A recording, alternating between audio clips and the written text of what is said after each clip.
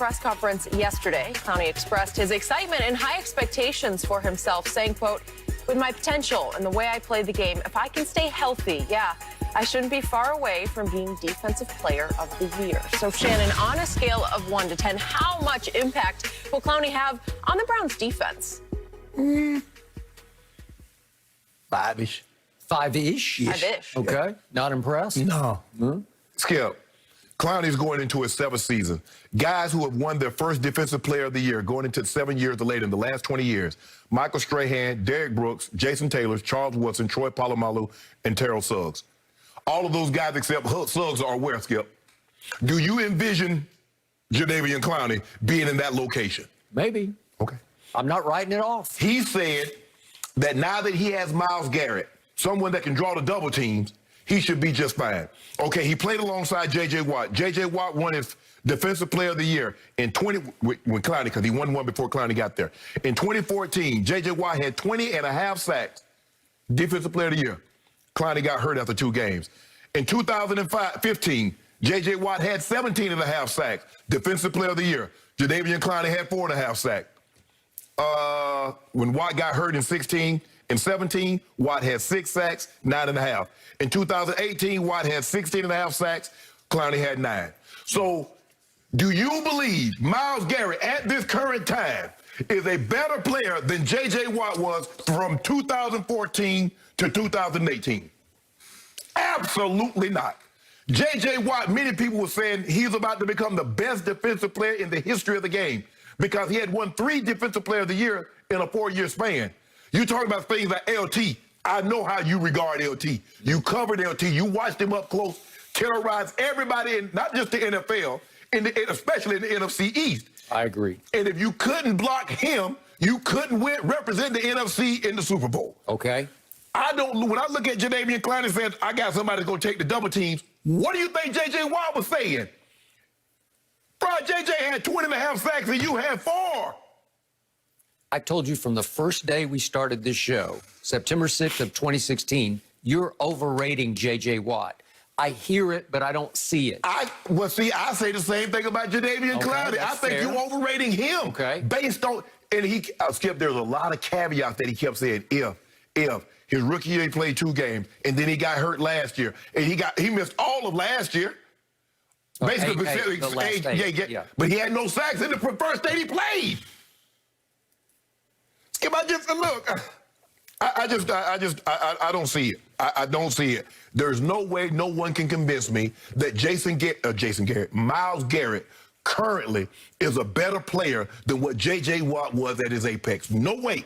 There are very few players that were better than J.J. Watt. You got to go back to LT. You got to go back to Reggie or Bruce Smith to say a defensive player was better than J.J. Watt at his prime. Myles Garrett ain't even close to that.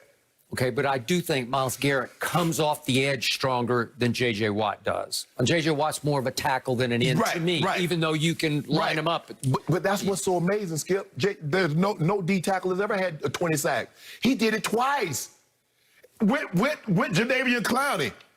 I got it. Well, he had 1 year before Jadeveon got there. But 17 and a half sacks, and Clowney had 4 and a half. 16 and a half, and Clowney had 9. So he's never had double-digit sacks. Only guy that won the Defensive Player of the Year without double-digit sacks, Ray Lewis did it twice, Luke Kuechly, and Derrick Brooks. But they play linebacker. You not winning Defensive Player of the Year without double-digit sacks. Okay. He's talking like he Aaron Donald. Now, if Aaron Donald had an off year and says, you know what, I feel reinvigorated, I'm healthy, I'm ready to go, I feel like I'm getting back to myself, and said, which is Defensive Player of the Year, okay. But Clowney has never been close to that. Well, what happened to Aaron Donald in a playoff game at Green Bay on the frozen? You know that man was hurt. That's my point. Thank you very much. Okay, to answer Jenny's question, I'm going to go up to impact scale of 1 to 10. I'm going to go to an 8 here. What? If you want to go cherry on top or icing on cake, you can have it. But I believe that he makes this team a Super Bowl contender immediately. This team is on the rise and on the verge. And I told you before, I first guessed this about John Johnson III. I wanted my team to go after him. Nope. And they got him for $11 million. Yeah. He's one of the best safeties in football. And then decided to say the slot corner for the Rams too. Troy Hill. And he's one of the best slot corners. And they got him for like $5 million. Yeah. And I said, where's my team? We kept Jordan Lewis. Okay. Wow. Well, you know, y'all didn't need anything. Okay. And did I not bang this table for Jadeveon Clowney because I thought he would be a basement bargain on the open market, and it seemed like it took weeks. He was going to reset the market, and nobody wanted him because they view him the way you view him. Yes. The league was saying no to Jadeveon Clowney, right? Yes. And his last full season, he had 3 sacks. Okay, I'm saying, go get him. I need him on my team. We could use that right now because, to me, he is a difference maker when he is healthy. And I'm going glass half full or maybe 3/4 full here.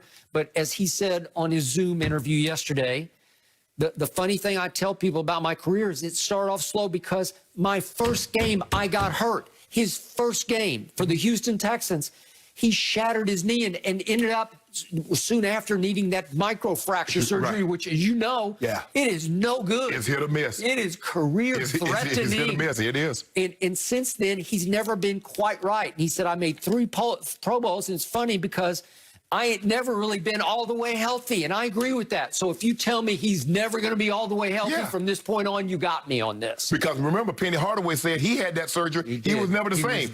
Now, Bruce Smith had that surgery. And we know Bruce is the all-time sack leader with over 200 sacks. If I'm not mistaken, my friend Rod Woodson also had that surgery. I think he did. Yeah. So, Skip, is hit or miss. And people don't understand. Okay. I mean, but they basically go in there and they drill holes and they let the blood seep down and it heals itself. So it's very hit or miss. It's hit or miss. What I love about where Clowney is at this point in his career is he did get a little humbled here because he had to eat some humble pie. Like, I'm going to reset the market, and the market set him back on his heels. It did. And said no. And it left the one team that offered him the most money a year ago. They offered him much more money a year ago. Right. And he chose Tennessee, as he said yesterday, because the Browns were the Browns.